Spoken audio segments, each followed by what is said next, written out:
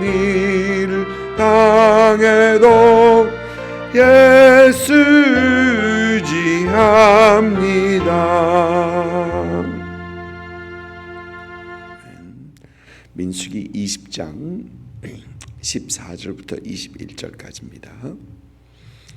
20장 14절부터 21절까지 우리 한 목소리로 같이 읽습니다. 모세가 가데스에서 에돔 왕에게 사신을 보내며 이르되 당신의 형제 이스라엘의 말에 우리가 당한 모든 고난을 당신도 아시거니와 우리 조상들의 이 애굽으로 내려갔으므로 우리가 애굽에 오래 거주하였더니 애굽인이 우리 조상들과 우리를 학대하였으므로 우리가 여호와께 부르짖었더니 우리 소리를 들으시고 천사를 보내사 우리를 애굽에서 인도하여 내셨나이다. 이제 우리가 당신의 변방 모퉁이 한 성읍 가데스에 있사오니 청하건대 우리에게 당신의 땅을 지나가게 하소서.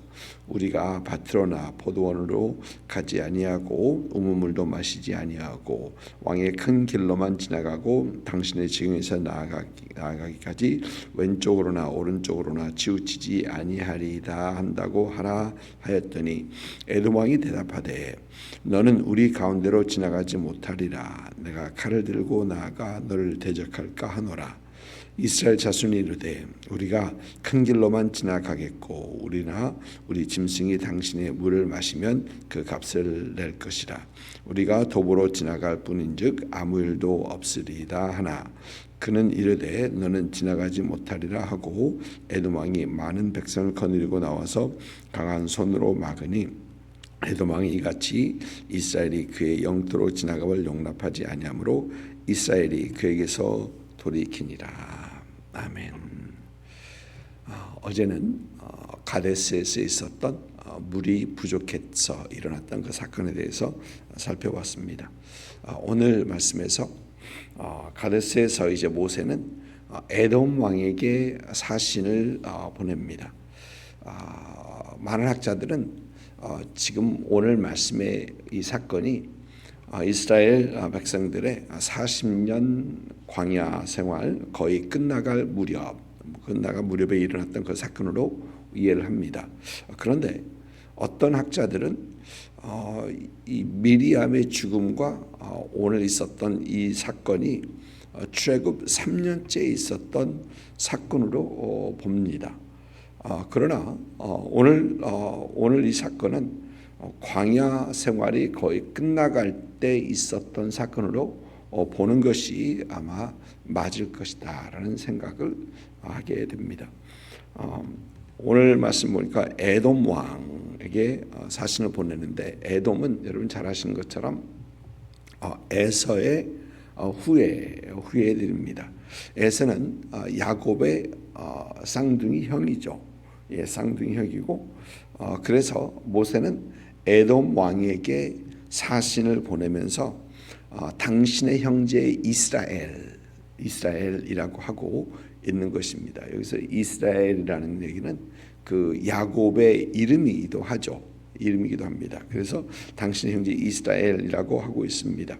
그러면서 형제가 당신의 형제 이스라엘의 말에라는 얘기는 이스라엘이 당한 지금 자기들이 지나온 그 일들을 얘기하겠다라는 것입니다.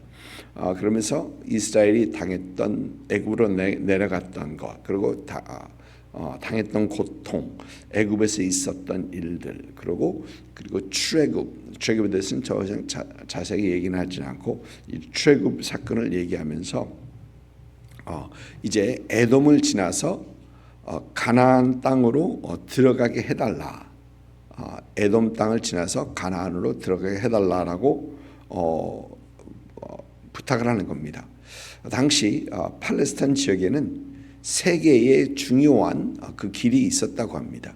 하나는 오늘 말씀에서 보이는 왕의 대로가 있었고 또 다른 쪽은 산길을 따라 그 험한 산길을 따라 가는 그 산길, 그러니까 산지길이 있었고 또 세 번째는 해안 쪽으로 지중해 쪽으로 가는 그 해안길이 있었다고 합니다. 그런데 해안길을 가려면 너무 멀리 돌아가야 되는 거고요. 또 산지길을 가자니 너무 험해서 그쪽으로는 가지 못하고, 그래서 많은 무역 상인들은 오늘 말씀에서 보내는 왕의 대로, 왕의 대로를 사용했다라고 합니다. 모세는 이제 이 왕의 대로를 사용해서 에돔 땅을 지나서 이 요단 동쪽까지 가려 하는 겁니다. 그리고 요단을 건너서 이제 가나안 땅으로 들어가려는 그런 계획을 세우고 에돔 왕에게 에돔 땅을 지나가게 해달라라는 그 요청을 하고 있는 것입니다. 그런데 에돔 왕이 모세의 이 청을 거절을 합니다. 모세는 이스라엘 백성들이 에돔 땅을 지나면서 밭길로 들어가지 않겠다. 그러니까 곡식들을 해치지 않겠다는 겁니다. 포도원 길로 가지 않겠다. 포도원을 망치지 않겠다라는 것이죠. 심지어 우물물도 마시지 않겠다라고 합니다. 혹 두 번째 사실을 보면서 얘기할 때 혹 물을 마시게 되면은 그 물값을 우리가 내겠다라고 합니다. 그러나 에돔 왕은 완강하게 거부를 합니다. 칼을 들고 맞겠다라고 합니다. 왜 이렇게 에돔 왕이 길을 막았겠는가 생각해 보면 과거 야곱이 형 에서에게 했었던 일들을 기억했을 수도 있었고 또 이스라엘 백성들이 장정이 60만입니다. 장정이 60만에 모두 합하면 200만이 넘었을 텐데 그 많은 사람들이 자신의 땅으로 들어오는 걸 부담스럽게 생각할 수 있었을 것입니다. 아마 누구나 다 그랬을 것입니다. 그 많은 60만이라는 사실 어떻게 대군이고 진영을 갖추고 있는 그런 사람들이 자신의 땅을 통과하겠다. 부담이 있을 수 있습니다. 그래서 이유야 어찌되었든 에돔 왕은 허락하지 않게 되는 거죠. 그래서 모세는 이제 길을 돌이켜 멀리 돌아가야 하는 에돔 땅을 돌아서 모압 땅을 지나서 쭉 돌아가야 하는 어떤 그런 상황입니다. 전쟁을 하고 에돔을 그대로 지나가면 될 거 아니냐 생각할 수 있습니다. 그런데 민수기에서는 얘기하고 있지 않은데 신명기를 보면은 하나님께서 에돔과 전쟁하지 말라, 싸우지 말라라는 그런 말씀을 하셨던 것을 모세는 기록을 합니다. 그래서 모세는 싸우지 않고 돌아가는 겁니다. 그리고 모세와 이스라엘의 최종 목적지는 에돔이 아니에요. 그리고 에돔 땅을 얻는 것이 목적도 아닙니다. 가나안 땅으로 들어가는 것이지 에돔을 쳐서 그들을 멸하고 그 에돔 땅을 얻는 게 목적은 아니기 때문에 모세는 싸우지 않고 돌아가게 됩니다. 모세가 에돔과 전쟁을 하지 않고 돌아가는 것은 하나님께서 그렇게 하셨기 때문에 그렇게 하는 거죠. 그런데 처음 모세의 계획, 에돔 땅을 통과해서 가나안 땅으로 들어가겠다라고 했던 그 모세의 계획은 맞는 계획이 있었습니다. 올바른 그 상황에 올바른 계획이었었으면 올바른 판단입니다. 형제 민족인 에돔이 그들을 통과하게 해주면 가장 빠른 길로 갈 수 있는 그런 길이기 때문에 그것보다 더 좋은 것은 없죠. 그러나 모세의 계획대로 모세가 원하는 대로 되어가지 않습니다. 여러분 우리도 어떤 계획을 가지고 일을 추진합니다. 최선의 방법을 생각하며 우리는 그 일들을 추진하죠. 그런데 그 일들이 막힐 때가 있습니다. 사도 바울도 2차 선교 여행을 갔을 때 그가 가기 원하는 그 선교의 길, 선교 방향을 있었습니다. 그러나 여러분 우리가 잘 아는 것처럼 성령께서는 그 길을 막으시죠. 그리고 마게도냐 지방으로 그 인도하신 것을 봅니다. 사도 바울은 분명 자신이 계획을 가지고 복음을 전하려는 그 생각을 가지고 있는데 성령께서 막으십니다. 여러분 우리도 그렇습니다.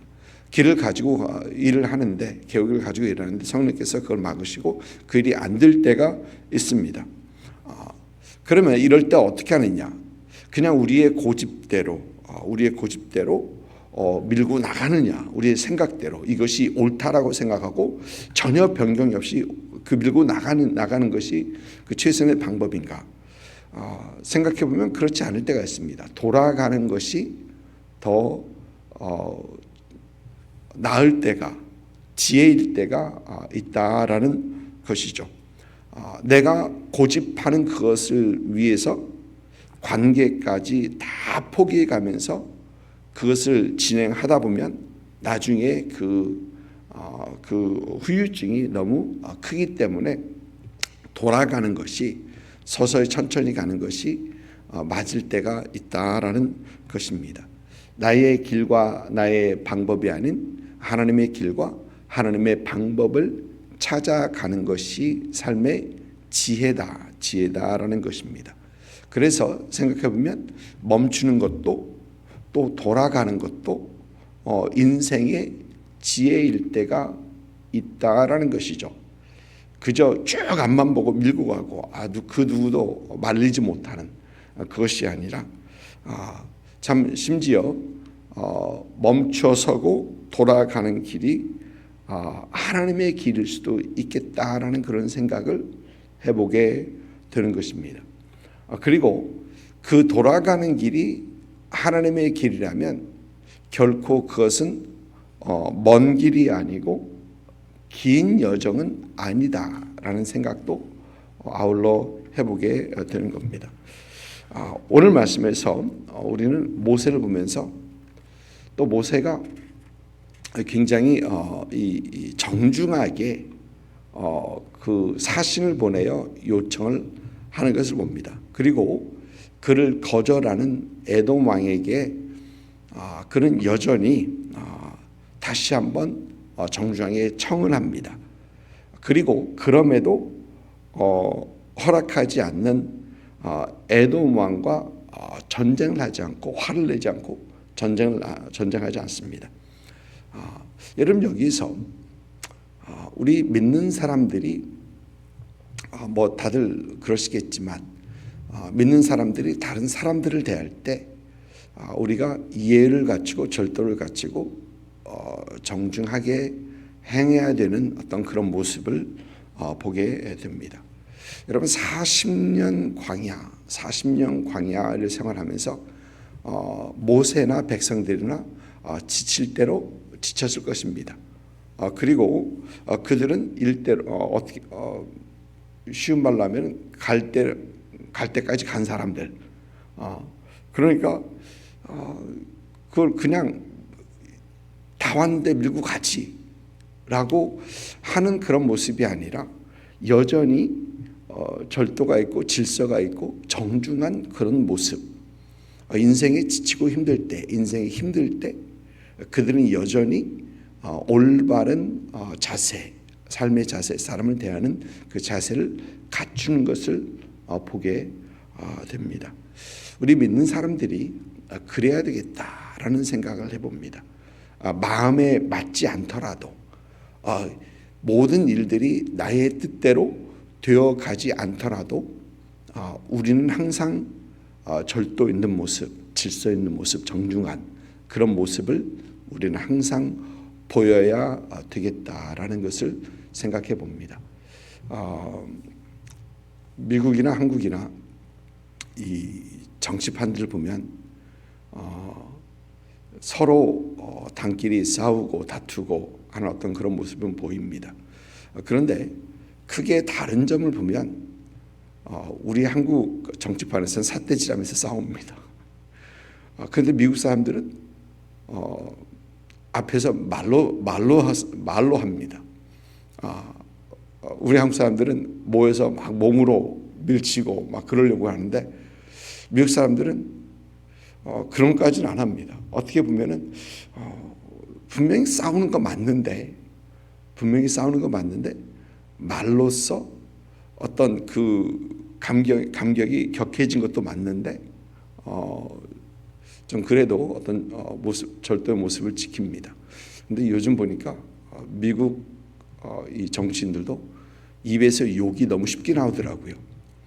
그래서 그전에는 그러지 않았는데 왜 이렇게 욕이 쉽게 나오나, 그런 모습도 보긴 보입니다. 참 믿는 사람들, 우리의 마음에 맞지 않더라도, 우리의 생각대로 되지 않더라도 우리가 그 어떤 상황에서든지 올바른 정중한 질서 있는 모습을 우리가 보여야 되겠다라는 생각도 해보게 됩니다. 에돔은 에돔대로 하나님 앞에 벌을 받을 것입니다.